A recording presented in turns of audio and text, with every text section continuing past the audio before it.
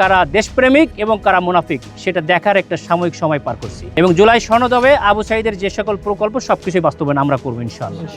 জুলাইয়ের সেই রক্তঝরা দিনের স্মৃতি আজও কাঁদায় পুরো জাতিকে।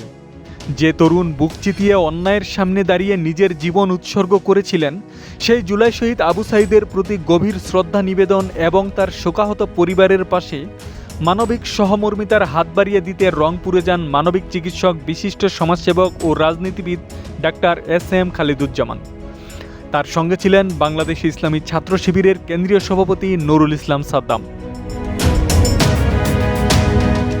বৃহস্পতিবার 16 জুলাই রাষ্ট্রীয়ভাবে পালিত জুলাই শহীদ দিবস উপলক্ষে তারা শহীদ আবু সাঈদের কবর জিয়ারত করেন। কবরের পাশে দাঁড়িয়ে তার রুহের মাগফিরাত কামনায় দোয়া ও মোনাজাত করেন তারা।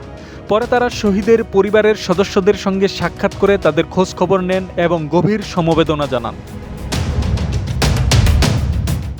সফরের এক আবেগঘন মুহূর্তে বাংলাদেশ জামাতে ইসলামীর পক্ষ থেকে শহীদ আবু সাঈদের মায়ের হাতে আর্থিক সহযোগিতা তুলে দেন ডাক্তার এস.এম. খালিদুজ্জামান। একই সঙ্গে শহীদের স্মৃতিকে সংরক্ষণ, তার আত্মত্যাগের ইতিহাস নতুন প্রজন্মের কাছে পৌঁছে দেওয়া এবং মানবিক কার্যক্রমকে এগিয়ে নিতে শহীদ আবু সাঈদ স্মৃতি ফাউন্ডেশনের জন্যও আর্থিক সহযোগিতা প্রদান করেন তিনি।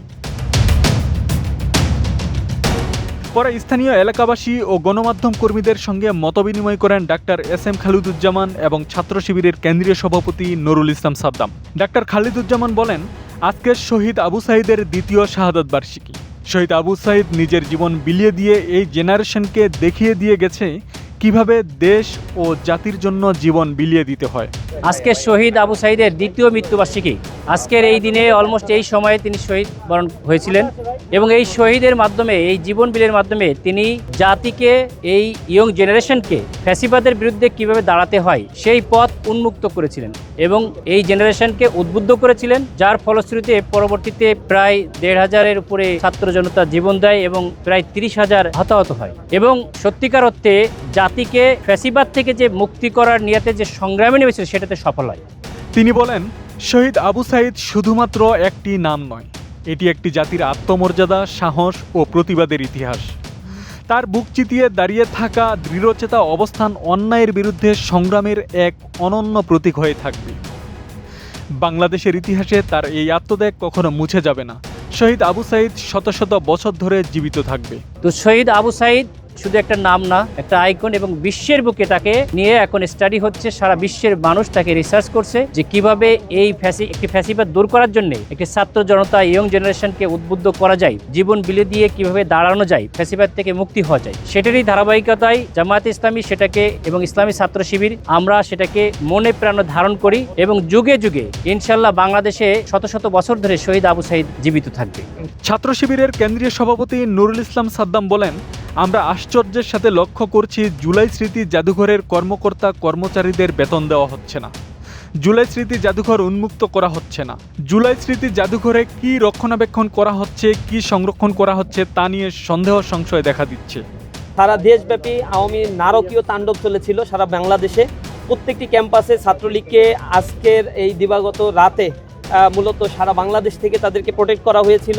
17 তারিখে সারা বাংলাদেশ ছাত্রলীগ মুক্ত হয়েছিল এবং এরপরে প্রশাসন যন্ত্রের মাধ্যমে সরকার দমন নিপীড়ন চালিয়েছিল, স্নাইপার দিয়ে রক্তাক্ত করেছিল আমাদের ভাইদেরকে।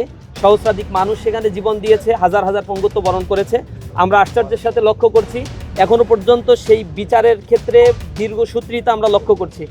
এরপরে জুলাই স্মৃতি ফাউন্ডেশন যেটা করা হয়েছে, জুলাই স্মৃতি জাদুঘর যেটি করা হয়েছে, সেখানে স্মৃতি জাদুঘরের কর্মকর্তা কর্মচারীদের বেতন দেওয়া হচ্ছে না। জুলাই স্মৃতি জাদুঘর জনগণের জন্য উন্মুক্ত করা হচ্ছে না। জুলাই স্মৃতি জাদুঘরের মধ্যে কি রক্ষণাবেক্ষণ করা হচ্ছে, কি সংরক্ষণ করা হচ্ছে তা নিয়ে সংশয় সন্দেহ দেখা দিচ্ছে। এখনও পর্যন্ত গণহত্যার দাগ স্পষ্ট থাকার পরেও বিচারের ক্ষেত্রে যে ধরনের বিলম্ব দেখতে পাচ্ছি, এটা আমাদের মনে সংশয় সন্দেহ সৃষ্টি করছে। জুলাই শহীদ দিবসে এই সফর স্থানীয় মানুষের মধ্যেও আবেগের সঞ্চার করে। অনেকেই মনে করেন শহীদের কবর জিয়ারত, পরিবারের খোঁজ খবর নেওয়া এবং আর্থিক সহযোগিতা প্রদান শুধু একটি আনুষ্ঠানিকতা নয়, এটি শহীদদের প্রতি শ্রদ্ধা, কৃতজ্ঞতা এবং আত্মত্যাগের মূল্যবোধকে জীবন্ত রাখার এক আন্তরিক প্রয়াস। আব্দুস সালাম, প্রজন্ম 24।